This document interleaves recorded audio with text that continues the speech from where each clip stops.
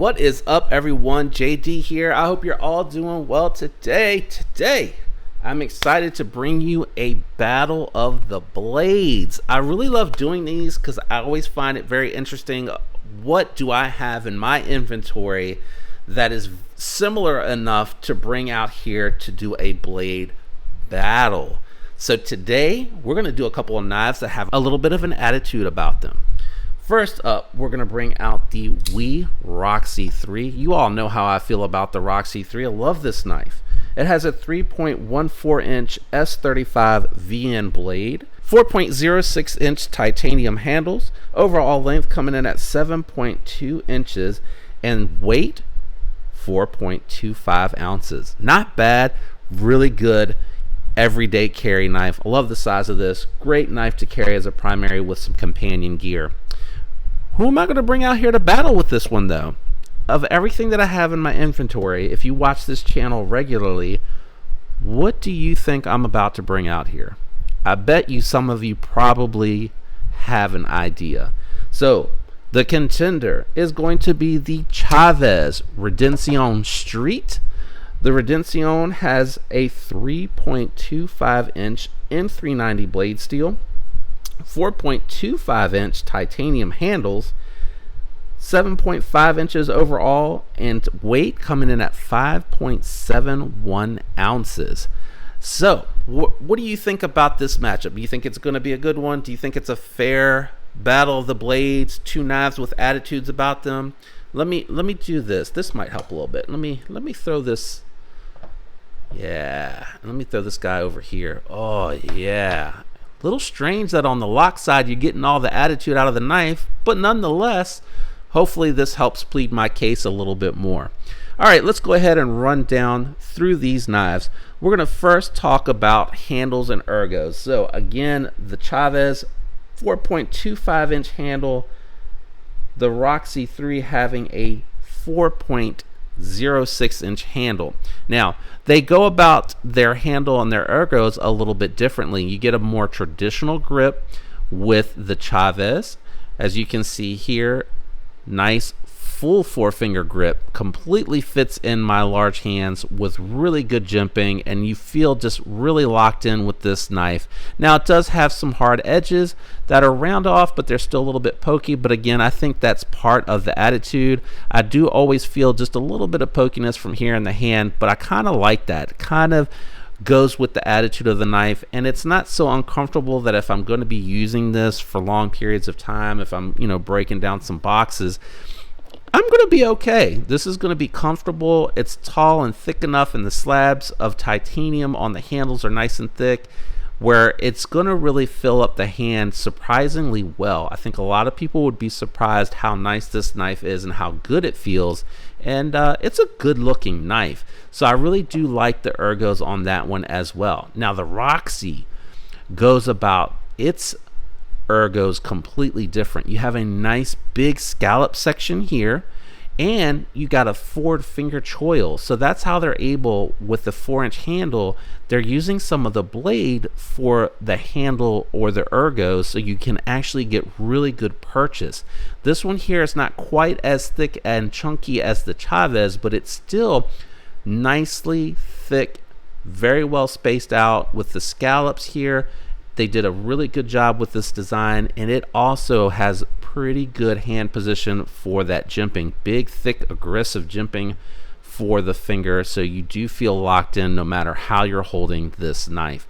You can back up off of it a little bit and rest your hand, your pinky, on the scallops here, or the cut out here on the back, and still get all fingers on there. But really, this is meant to, and it has a dedicated, and I love that about this knife, a dedicated forward finger choil, so you're getting in there with plenty of space left over off of the back of the knife. So these both really have fantastic ergos. I'm going to give them a tie for me because I like the thick, chunky nature. I love the fact that I can get all 4 fingers on there, and they both feel comfortable in hand. The Roxi is a little bit more comfortable because it doesn't have any hard edges going on when you're touching the knife. Everything is really knocked down nicely and placed well. But the Chaves, really, the weight helps with the ergos because it just feels solid in hand. So I really have to give both a tie with the ergos. They did a fantastic job with the ergos. Now let's go ahead and talk about the pocket clips. I would say that I have to give the advantage to the Roxi 3 as far as functionality. It does, you know, go in and out of the pocket well, and it's tall enough to go in and out of the pocket well. What I have found with the Chaves is that because it does have a little bit more of a thicker, you see how it has a thicker nub, for lack of a better description. That thickness out on the tip sometimes makes it hard. It wants to push the pocket down some, and then it'll bunch up, and it won't go in as cleanly as the Wii Roxi. Now, from a looks, I definitely got to give the looks to the pocket knife. The design of the Chaves for the pocket clip, not the knife, the pocket clip is so cool. I like this milled scallop here, and it's got a little line groove going through here. It looks really good. It's not a bad looking pocket clip. I think they did a good job with the design. But come on, the Chaves, the skull, that's just badass. I think that in itself gives it the look, but the Wii, from a functionality perspective, gets the win there. Both are designed out of titanium, so quality, that's a tie. No issues at all. All right, let's go ahead and move up the knife now. Let's talk about the locks on these two. You do get a little bit of scalloping on the Chaves. You get a lot of scalloping on the Roxi. You get a little bit of knockdown on the Chaves. You get none on the Roxi. What's that equate to? So you get about 40% lockup on the Roxi, and about 40 to 50 lockup on the Chaves. So they both have good lockup. Access here, a little bit of a stronger lock bar on the Chaves, so it's a little bit harder to disengage, and you have to be really careful because this is guillotine. It is going to fall on your finger. You have to get way up in there to make sure that you're catching the blade, and then it does have a ramp, so it does go easily over onto the blade, and I love the action. It is really smooth closing and opening, and these are still on the factory bearings with the factory oil. Riot did a really good job for Mr. Chaves. The Roxi doesn't have the cutout, but because it's done where it's very Medford-like. If you know what I'm talking about, Medford, when you look at, say, the Slim Midi, doesn't have that there, which really helps with the ergos because everything is perfectly even. And the contouring here, you don't really feel it because it's so minimal, but that's why I think that does give it a little bit of an advantage. When it comes to the disengagement, it's really nice because you have really large carved out scallop sections here on the lock bar and the show side scale, which really does lend to nice engagement with the hands. This one here, you can let it drop because it's just going to be the finger choil that hits your thumb. It might hurt a little bit if it comes down fast, but you don't have to worry about that.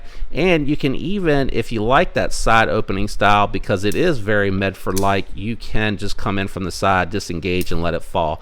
Action's really smooth, both closing and opening. This is broken in really nicely. Both of them have fantastic action.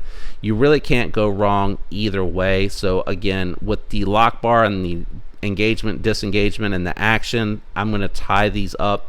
Wii does a fantastic job because this is a substantially more expensive knife that you're getting from Riot, and Wii is getting this for around $250, $225, and these are going to cost you about $325, $350.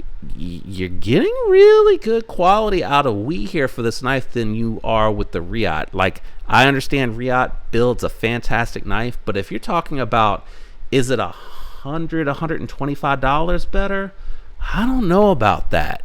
That's a substantial price difference. Now, there's some other things that go into that. One of those things is that you got S35VN on the Wii Roxi, and you have M390 on the Riot. And I can guarantee you the heat treat on these are very good.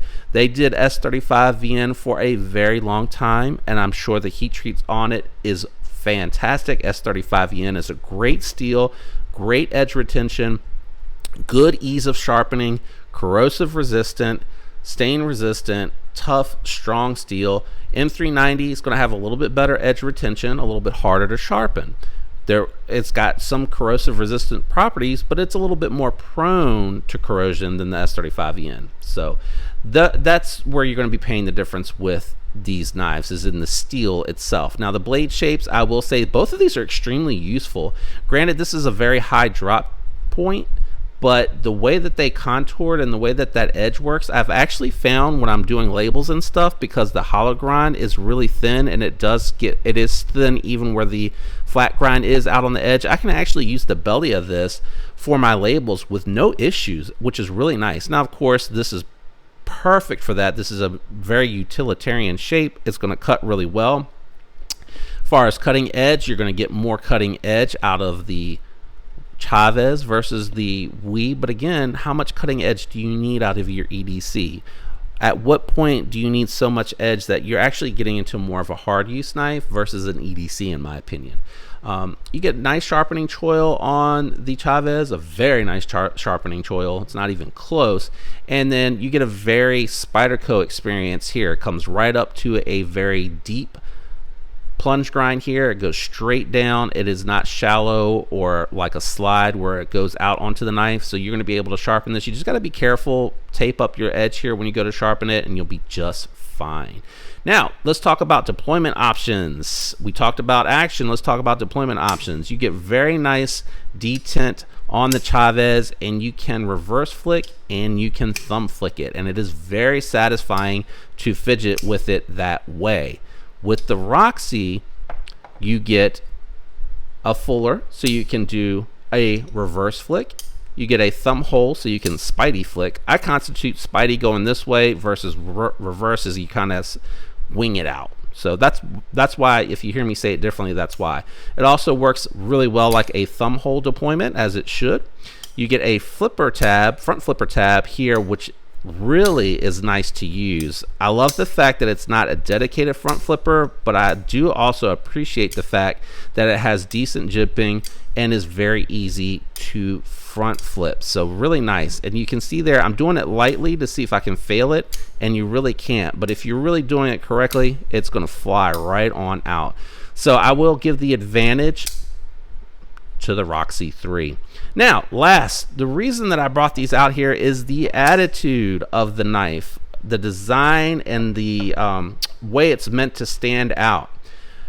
I am going to give this to the Roxi 3 because I feel like if you put the standard clip on here, it does have nice lines that are a little bit aggressive, but it's still kind of very similar to your basic knife design. I think the Roxi 3 is completely different, stands out, is highly a memorable design. You're not going to forget it. You're going to Roxi 3, you're either going to love it or you're going to hate it. And I've encountered more people, at least that comment when I post on Instagram, that love the Roxi 3. And so do I. I think it's a fantastic knife. But I do like the looks of both of these. I think Chaves does a good job and has a very recognizable design style that he has with his knives. All his knives are very good looking and have just enough of a hard edge to really look nice, whether they're open, whether they're closed. I almost put that upside down. I think even when you have these closed, they just, oh man, they're just so cool. Such a great style about them. I think they're just really well designed, very nice knives. I don't even mind using these two because they're so comfortable to use and they have such great steels. Just really great knives. Let me know down in the comments, who would you have picked as your winner? Who do you like that has, as I mentioned, an attitude design about them? I'd love to hear down in the comments what you thought about these two, who you would have picked, and if you had other knives that you would have liked to seen me do a review like this of. If you enjoyed today's video, do me a favor, leave a like. Consider subscribing if you're not already subscribed. Turn that notification bell on so you don't miss future alerts. Totally up to you, but if you do, I appreciate the support. If you have and already do, thank you. I appreciate your continued support. It means so much to me, and I hope I can continue to grow the channel and make content that everyone is enjoying. I hope all of you have a fantastic week. Until next time, peace.